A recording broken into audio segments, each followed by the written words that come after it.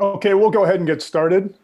Welcome everybody this afternoon to the Pac-12 media webinar to discuss the outcome of today's meeting with the Pac-12 CEO group to postpone the sports through the remainder of the calendar year. The participants today on the webinar is Pac-12 Commissioner Larry Scott, University of Oregon President Michael Schill, Arizona State Athletic Director Ray Anderson, and Dr. Doug Ackerman, the Oregon State Senior Associate Athletic Director for Sports Medicine. The call will be hosted by Pac-12 Network's Yogi Roth and Ashley Adamson. They'll have a discussion here with the panel for about 15 minutes, and then we'll take questions from the media. Again, this call has been recorded. The webinar has been recorded, and we will distribute to all media post-webinar. At this time, I'd like to turn it over to Ashley and Yogi. All right, Dave, thank you so much. And a reminder that this is also streaming live on pac-12.com and Pac-12 Network right now. So hello to all of you watching. Commissioner Scott, we'll start with you. Obviously, a lot of detail in the press release that just went out, but can you kind of give us a big picture summary of the vote this morning and what all went into the decision to postpone sports through the end of the calendar year? Yes, thank you. And thank you for those that are joining us here today. This was an extremely difficult and painful decision that we know will have important impacts on our student athletes, coaches, administrators, and our fans. And I know nothing that we can say will ease some of that disappointment, especially for some of our seniors. But we're here today to announce the Pac-12 CEO group has decided to postpone all sport competition through the end of the 2020 calendar year. This decision was made after consultation with athletics directors, our coaches, football working groups, and with the Pac-12 COVID-19 Medical Advisory Committee, who expressed concern with moving forward with contact practice. After reviewing all the data and considering the alternatives, and having already delayed the start of our season and compressed our season, the CEO group was unanimous that this resultant's decision was necessary. There were many aspects that were considered that fellow panelists will talk about today. But student athletes, we cannot bubble our student athletes like pro sports can. We're part of broader campus communities. Student athletes are living with peer students on campus, interacting, and for the reasons that will be identified on here, enough questions and concerns had been raised that and answers we need, more time we need, that we didn't feel comfortable moving forward. The health, safety, and well-being of our student athletes and all those connected to Pac-12 sports has from day one been our top priority, and that was the top priority today.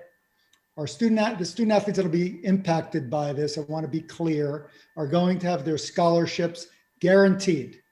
And we're going to strongly encourage the NCAA to support that with some of their upcoming decisions as well when it comes to eligibility, time to complete degrees, and other related academic issues. And so with that, President Schill, I'd like to talk to you about, you're the chair of the CEO group. From the outside, 11 days ago, the CEOs sign off on a plan for the football season to start in late September 26th.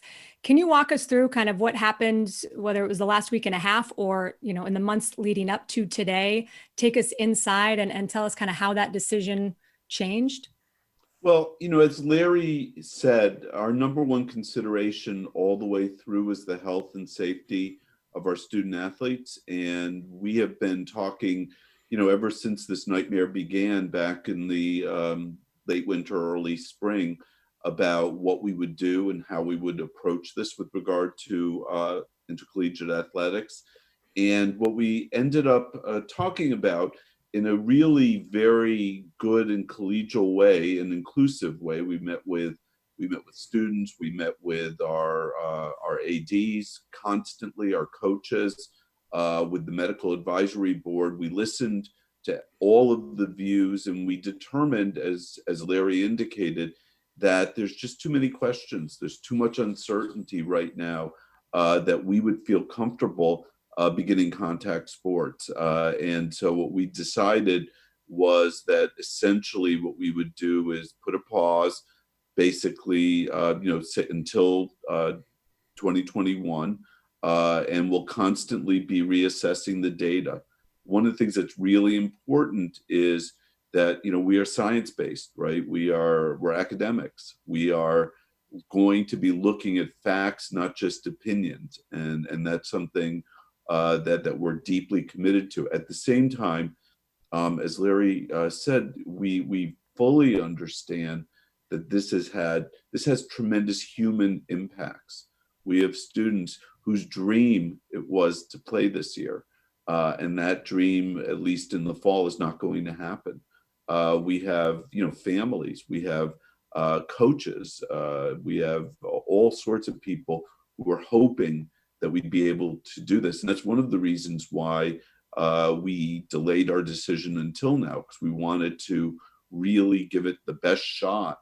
But in the end, we looked at the recent cardiac evidence that Dr. Ackerman's going to talk about. We looked at spread, which was increasing in some of our areas. We looked at government directives, and we just said there's too many questions, too much uncertainty. So we will continue to assess, and hopefully we'll be playing in the spring. And with that said, Dr. Ackerman, I want to follow up with you. It's been very clear since the beginning of this that the return to sports would be guided by the Medical Advisory Committee, a committee that you guide and you're a big part of. How did you get to the place in the agreement that it's not safe to move forward with the season at the timeline that we just referenced? Yeah, we've been fortunate. We've had 24 really dedicated physicians and infectious disease experts, and more recently, some additional sports cardiology experts join our group, and we meet at least 2 hours a week and talk, and we've been doing that continuously for some time.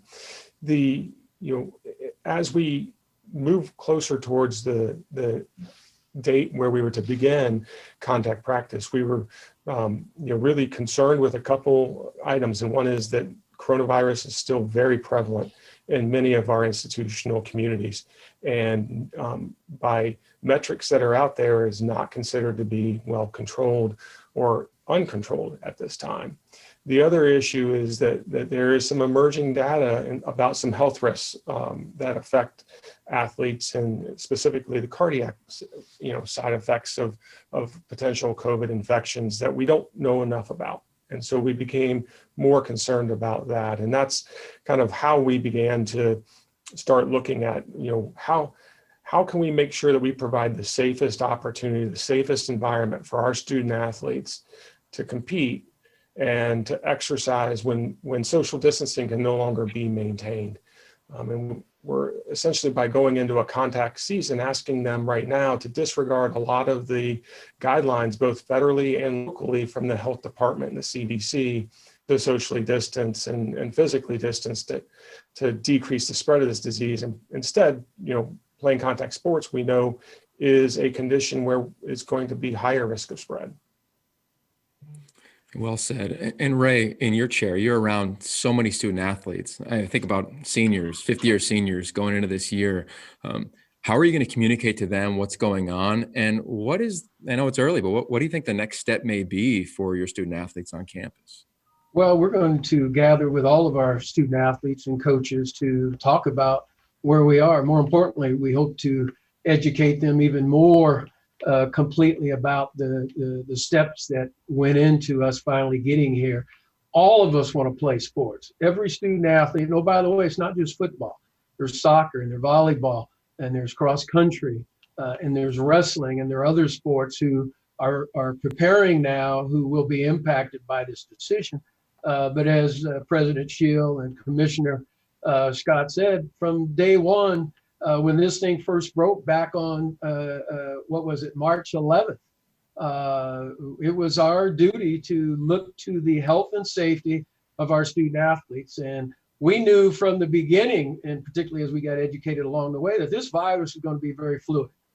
So we were going to be dictated and really guided by the science and the medicine.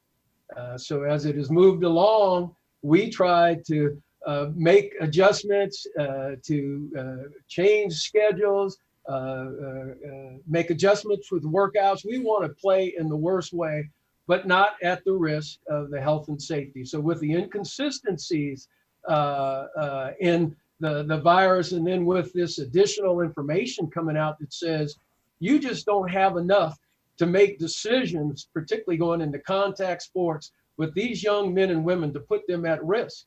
And as athletic directors and medical folks and presidents and chancellors and coaches and office commissioner on the way down, we're just not going to do that. Now, we want to hold out hope that we have postponed, but we have not canceled. And we're going to hold out hope that things will change and we will be able to go into competition. So as an athletic director in this conference, and speaking for my colleagues, we're very proud of the way we proceeded in this. And I do trust that our student athletes and our coaches and their families are confident that we have done this with their interests in mind from day one, and will continue to do so, led by the science and the medicine, with the great input from Dr. Ackerman and others in this conference. You know, Ray, to follow up on that, I think there's a lot of people that would say that the heart of this is maybe a liability issue, and that given the chance, there's plenty of student athletes who would gladly sign a liability waiver for a chance to play this season. Why isn't that an option? It's not an option because our responsibilities are not about liabilities. Our responsibility is about accountability to these student athletes and their families, short and long term. So we can't waive our duties and obligation to protect them, driven by the science and the medicine. We're not driven by lawyers who say, well, we'll relieve you of liability. That's not what floats the boat in this conference. So we have responsibilities and accountability. And so the science and the medicine says, we cannot allow you to go forward right now. So we won't. There are a lot of, I hear this talk about, you know, we'll sign a waiver. We want to play so badly. Coaches talking about, we've got to play. Well, we don't have to play until it's safe, and we can literally guarantee the health and safety of our student athletes, not just now, but their lives going forward, because we don't know the impacts going forward. And until we have more clarity, we're not going to go forward.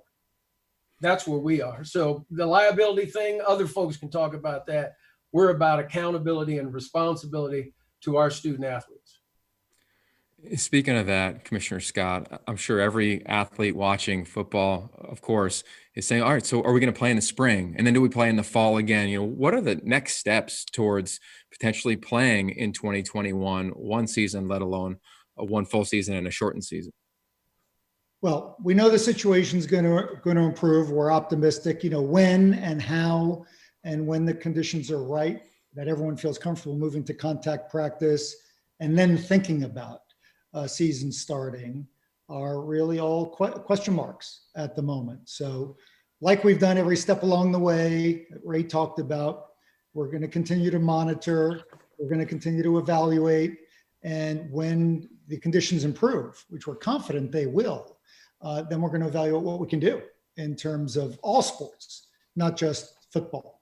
But it's clear, you know, based on the medical advice recommended we don't start with contact practice.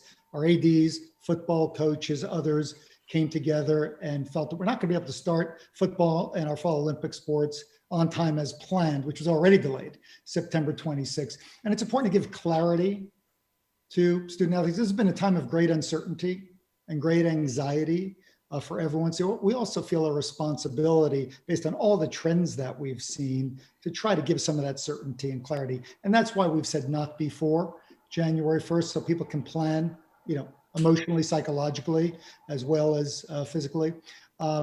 And we got a lot of work to do, and we don't have every question answered right now. So we're going to dig back in, our athletics directors, football coaches, football working group, others, peers from other conferences, to continue our scenario planning. All along, I think we said, you know, we've got scenario A, B, C, D, and E, and we moved from scenario A to scenario B in July when we went to conference only 10-game schedule. And now, you know, we're moving to another scenario, but what that looks like, we've got more work to do. But know that as soon as we feel comfortable and that it's safer, and some of these questions are answered where we feel more comfortable, as soon as that's possible, we're going to want to play. And there obviously are a lot more questions. And I know that a lot of media members are standing by waiting to ask those questions. So last thing for me would be for you, Dr. Ackerman. You look at the news coming out of the other Power 5 conferences, even this morning, and there's a lot of conflicting information. Obviously, the Big Ten arrived at the same conclusion that you all did, but the SEC and ACC are in a different boat as of right now. So I'd just love to ask how much information sharing or collaboration has taken place between the different medical advisory groups, between the conferences, and is there an explanation for why there could be so much disparity in how everyone is sort of interpreting the data right now?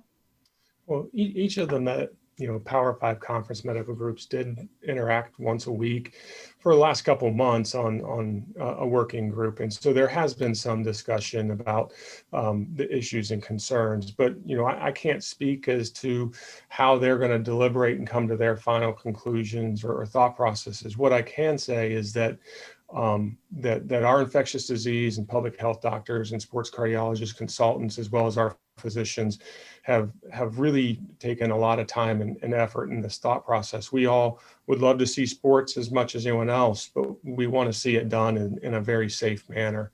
And it just became really evident to us that as we looked at the prevalence of coronavirus in our communities of the Pac-12, as we looked at traveling and the logistics of some of our sports traveling commercially, and as we looked at making sure that we could stop the spread of coronavirus if somebody, either a staff member or an athlete, got it, that once we started becoming more concerned about some of the side effects and some of the other health outcomes that we don't know what the short and long-term consequences are yet, that we felt that we have to shift to a mindset of not just trying to stop spread, but we need to be able to identify and remove anybody who has coronavirus right away. And that becomes incredibly difficult when you're in a community where the spread is not controlled, or if it's not under some type of ability to mitigate it. Because our student athletes are students, and they're going to go to the grocery store, they're going to go to restaurants, they're going to interact with the community, and we want them to. It's not appropriate to think that we can bubble them and isolate them, and therefore we felt that it was just very, very difficult to try and do this in a way that we felt was safe enough for our student athletes that we would support. And President Schill, before we turn it over to the media, I'd like to follow up with you. Take us inside the room with the other CEOs. I mean, this is a big deal, this decision. It's a historic deal. How was it discussed, and how was the burden of the responsibility to make that decision dealt with you and the fellow colleagues? We have been discussing it for months now, what we were going to be doing this year, and we all know each other quite well. And so it was, people were sad that we are unable to go forward with the season. People were looking forward to it, and not just because it's fun, but because of all the reasons why we support student athletes. And so we realized that this was going to be a big disappointment. So, but one of the things that was very important was, and has been important, I mean, the Pac-12, we view ourselves as, perhaps the most progressive of the conferences, where we think ahead, we care deeply about the student experience and about student welfare, and we always put that number one. And so we went into today's meeting, we all knew we were going to be together, and we knew that we wanted it to be unanimous, and it was unanimous. And so there was no big drama, there were no fights, there were no disagreements. Probably the biggest disagreement that we had was over the wording of the press release, and should a "the" be an or something like that. But we're all in this together, and we all recognize, when we're on the field, we're going to compete as hard as we can with each other. But when we're back in our offices and thinking about, what we care about the most, we're together. I appreciate that sentiment. And I know Yogi and I have already gone over our time. So we thank the four of you for being here today. I know the media has a lot of questions. We will turn it back over to Dave Hirsch, who will mediate that part of the session. But thank you to you all. All right, thanks, Ashley and Yogi. At this time, we will take questions from the media. If you have a question, please select the raised hand icon on your screen to get placed into the queue. Up first, we'll go to Dennis Dodd. Dennis, your line's open.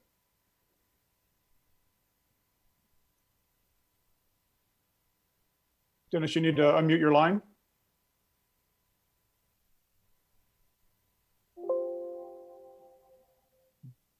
Try one more time for Dennis.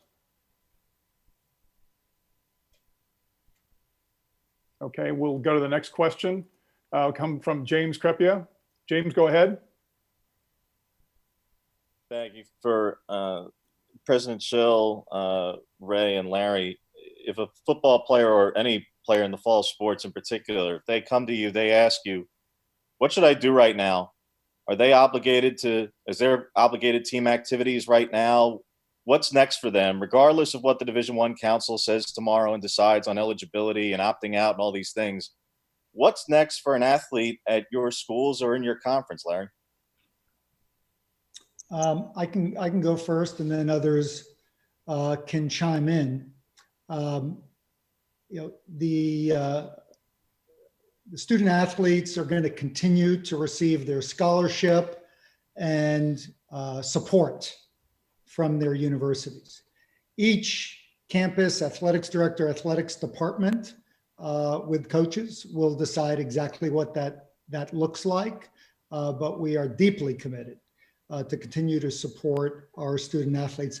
I think technical answer is they'll be able to continue in the 20 hours. It's permissive, but I think all of our campuses and programs now need to go back and look at what's in the best interest of the student athletes in terms of supporting them.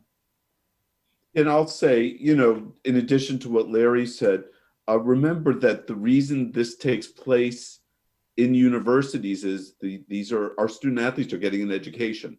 And so this provides them with an opportunity to really focus even more on the classwork during this period, get ahead, and we will play again. But we feel very strongly that we want to support our student athletes, and we want each one of them to graduate with the degree from each of our schools. Okay, our next question will go back to Dennis. Dennis, your line is open. All right, can you hear me okay? Go ahead.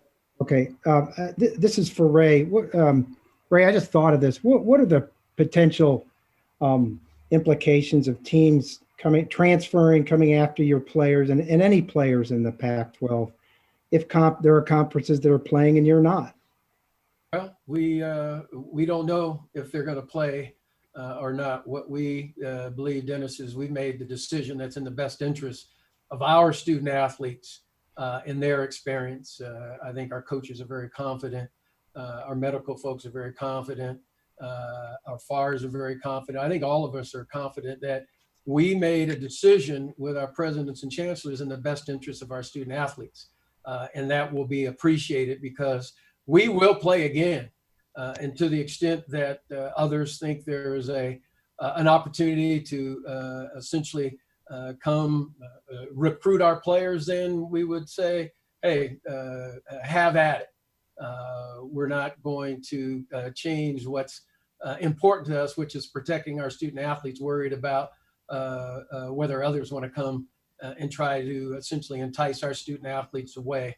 We think our student athletes will appreciate that we have done what is in their best interest, short and long term, Dennis, and we're going to continue to do that.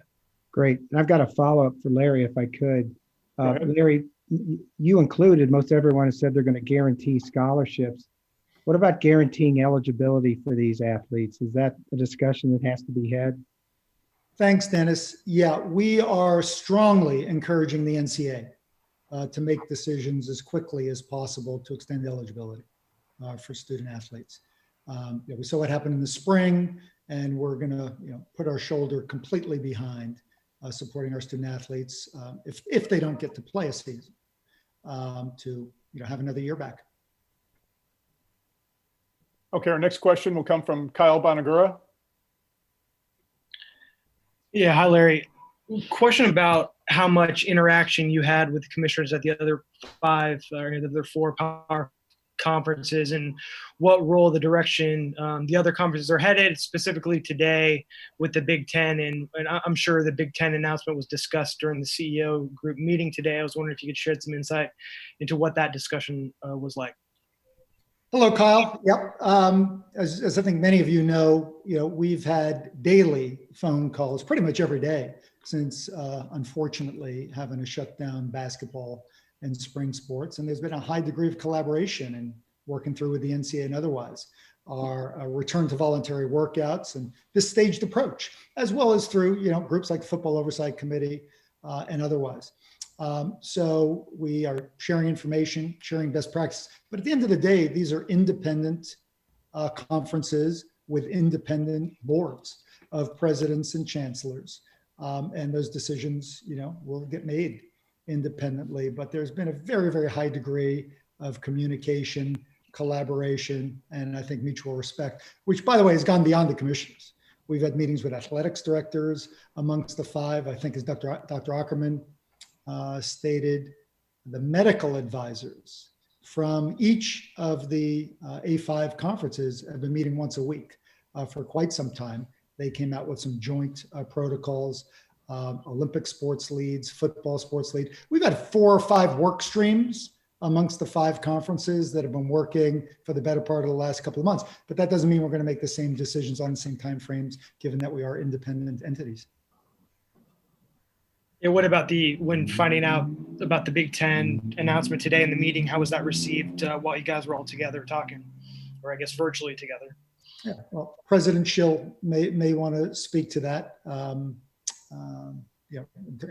think that we have been discussing this for a while, and we knew that there was a parallel track with the Big Ten also discussing this, and we feel good about our decision. We would have made this decision independent of the Big Ten. We're very happy. We respect the institutions in the Big Ten. Many of them have the same values that we have, and we're pleased that they're joining us. Okay, our next question will come from Rachel Bachman. Go ahead, Rachel. Okay, thanks. Appreciate it. Larry, this is for you. Does the January 1 date mean that no sports start before then, including winter sports like basketball? Yeah, thanks, Rachel. To clarify, competition wouldn't be restarted before January 1. In terms of sports and continuing to support student athletes in terms of their training, their workouts, every school decide exactly what that means, but sports, expect is going to continue, and support is going to continue, and subject to medical guidance, and when we can, that may ratchet up even to training and contact at some stage if the conditions warrant it. What we said today is that competition in all sports wouldn't start before January 1, and that's in any sports, including fall sports and winter sports that would have started earlier, like basketball. And if I could interject for a moment, we also have to understand we operate, the Pac-12 isn't the law in each of our jurisdictions. The county health authorities are the law in our jurisdictions, and the governors. And so we operate under different rules. And so what we'll do during that period will first and foremost be guided by what the underlying law is by the county health authority or the governor. Great. Thank you. Okay, next question will come from Josh Newman. Josh, your line's open. Hi, Larry.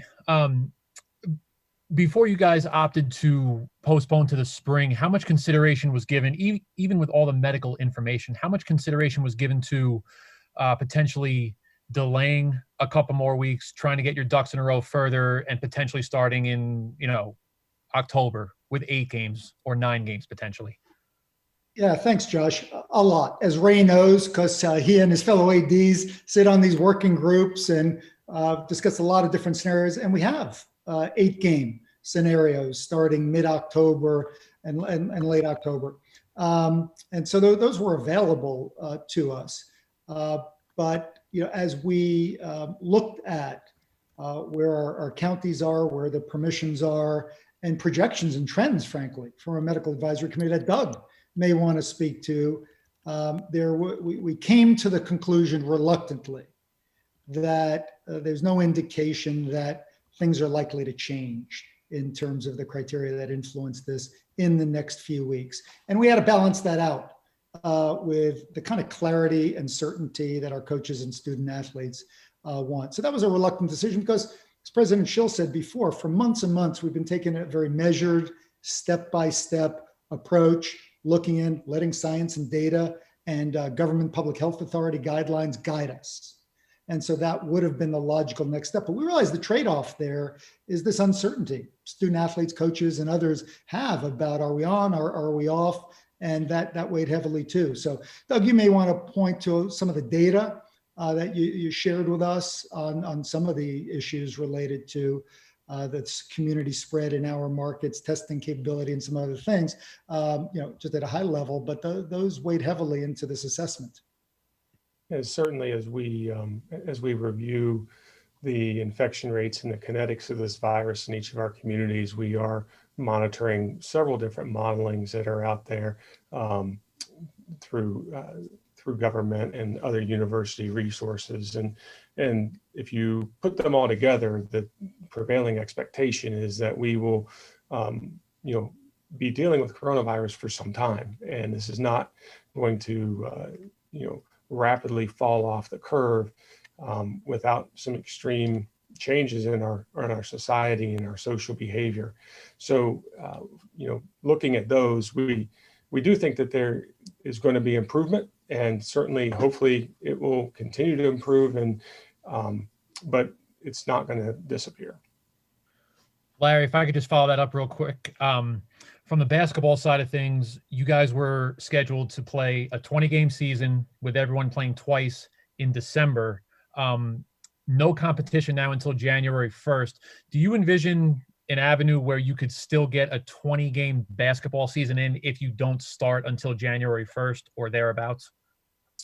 We've got to go back and work with our working group. We've got a basketball planning working group that's been working on different scenarios.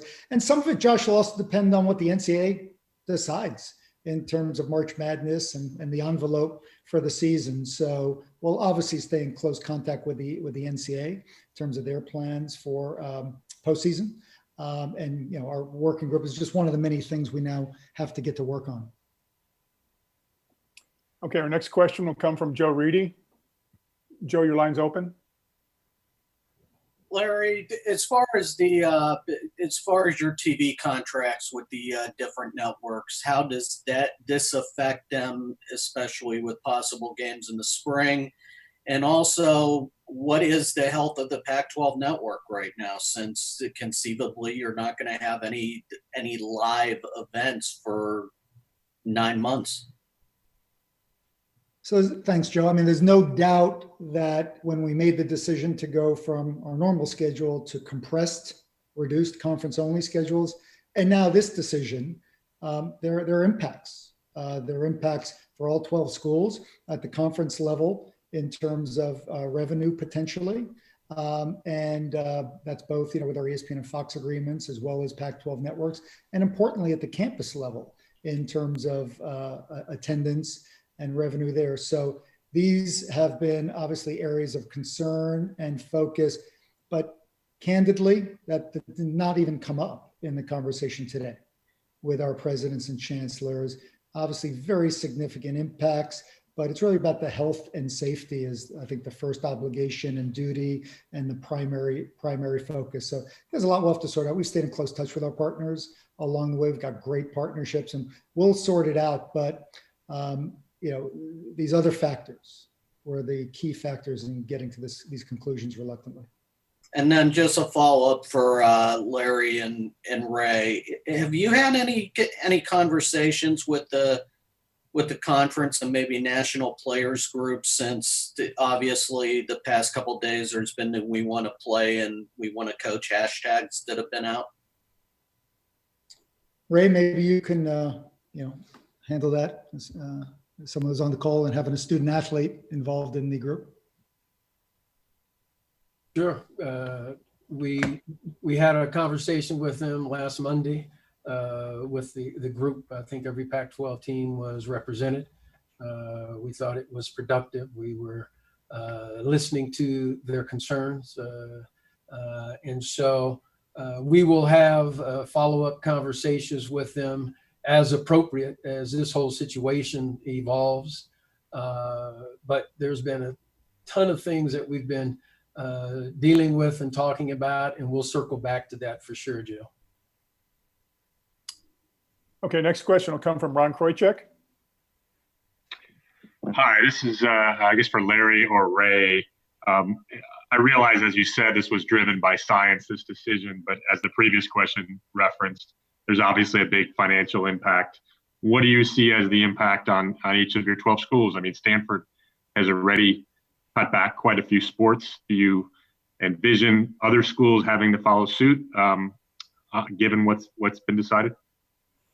Well, from my perspective, every institution is going to have to determine for itself what the way forward is.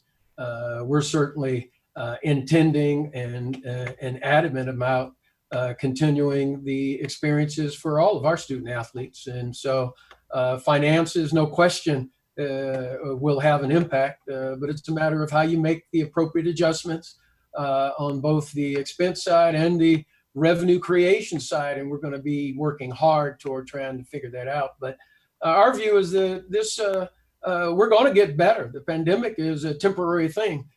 Quality athletics in the Pac-12 is a forever thing as far as we're concerned. So we'll deal like any business has to, like any organization, like any family has to. When you have short-term challenges, you figure a way to deal with them, and some of them are financial.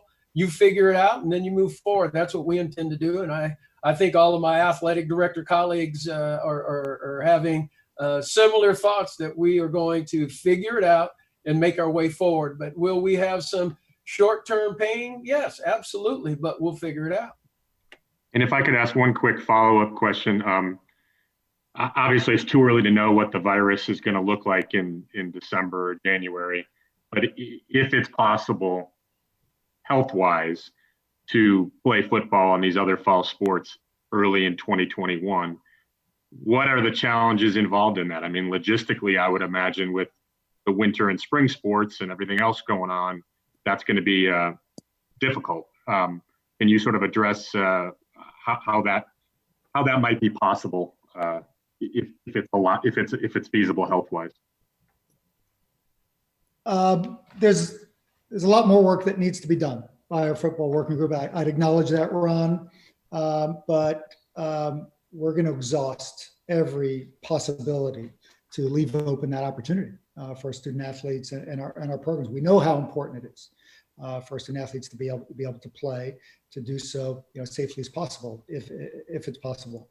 But we've got to, not just for the Pac-12, examine it. Part of it's going to have something to do with peer leagues. And when the dust settles and we see who else is looking at the possibility of a spring, we'll look at that as well in terms of what others do. So there's a collaborative aspect of this, as well as what the Pac-12 wants to do. And yes, I mean, it's uncharted territory. There's no question, and it's going to result in a significant strain on resources on our campuses if we wind up taking winter and spring sports and then are looking at fall sports on top. So there are a lot of concerns, but we've got a lot of really expert leaders on our campuses that have already spent a significant amount of time on it. We will work through all the details to preserve that possibility. All right, our next question will come from Dan Rayleigh. Dan, your line's open. Hi, this is for Larry. With some of the other leagues mentioning that they might seek games elsewhere, did that ever come up in your discussions that a Pac-12 team might go play with the surviving teams out there for football?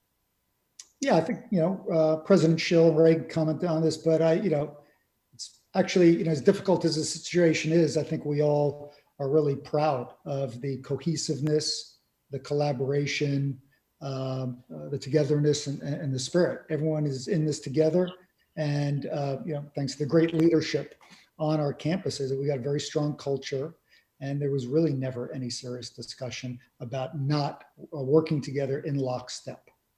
So you see that there's an agreement that no one's going to split from this agreement as far as conference games go. President Schill can maybe add another voice to this. Critically No, important. not even close. Everybody was very enthusiastic about agreeing with each other and very committed to agreeing with each other about this. We're proud to be in the Pac-12, right? We think this is the greatest conference, and we're going to stick together in this decision. And the decision was unanimous, and that's not unanimous meaning that people were against it and then just joined in because they wanted to be good soldiers. It was unanimous because we all recognized this was the morally correct thing to do, and we did it. Certainly from the athletics perspectives, there was never any talk of anybody peeling off and doing their own thing, collaborative together in it from day one. So, and we remained that way. All right, next question will come from Brady McCullough. Go ahead. Hey, this is for Dr. Ackerman. Obviously as we're all knowing, the virus is kind of the thing that calls the shots here. And as you look at the spring, what could actually change, particularly with something like myocarditis and the data that's coming out about that? How could that change over the course of 3 to 4 months? What would you be looking at there that could in any way assuage those concerns and say, it's safe to play football? Certainly we'll have more time to follow people who are in this age population who get this illness and determine who has short-term complications from it and get a better sense of what the prevalence of that is. Is it 1%? Is it 5%? Is it 20%? The other things that, this virus is not going to change how it attacks the receptors in the lung tissue or in the myocardium. What hopefully will change is the prevalence and how much the virus is out there. And also, how easy are we able to test for it? How new testing technologies hopefully will become available to where we can do even more testing and more rapid testing and not create a burden on our health resources. But clearly a decrease in the prevalence of COVID in our environments can definitely happen between now and then, as long as everybody in our communities work on it. Okay, we've got time for one more question. Next question will come from Kirk Bowles. Kirk, your line is open. Kirk, you need to unmute your line. Hey, Larry. You talk about the health, safety, and well-being of the football players, and I'm sure you guys definitely mean it. But, how could you play 2 grueling football seasons in the span of the same calendar year and still honor that commitment? Great question. I can't say see you, but nice to hear you again, Kirk. That is one of the top questions and considerations. How many football games could be played in one calendar year? We obviously have a spring portion of the football season, but nothing like playing a full season. So whether it's a full season, compressed season, there's a lot of different scenarios that folks are looking at. So, but you've identified one of the reasons why considering the spring was not at the top of the list of things you wanted to default to right away. There are going to be some health and safety considerations vis-a-vis the fact that we've got a fall football season and the number of games we play. So, we are reluctantly coming to this decision that the earliest that we could start would be in January with a lot of details to figure out, including the point you made, which is a very good one and weighs heavily on our coaches, our athletics directors, our medical personnel as they think about spring, or I won't even call it spring, post-January. And lastly, Larry, can you even imagine half the country maybe playing college football and the other half not? Can you even picture that scenario? Everyone's going to make their independent decisions and certainly respect our colleagues. We have been tried to be very collaborative, communicative with our peers across the country. But at the end of the day, our presidents and chancellors, looked at what was in the best interests of Pac-12 student athletes based on the advice and frankly, what's going on in our communities. This is, let me just say, this is uncharted territory. This is a very unique year. It will get better. We'll get back to some semblance of normalcy, but people are just trying to figure it out the best they can. I think with student athlete welfare in mind, and that may lead to differences, and we accept that. All right, that'll conclude today's webinar. Gentlemen, Ray, Larry, Doug, Michael, thank you so much for your time this afternoon. Again, this has been recorded and we will distribute an audio and video file to the media following the conclusion of the webinar. Again, thank you.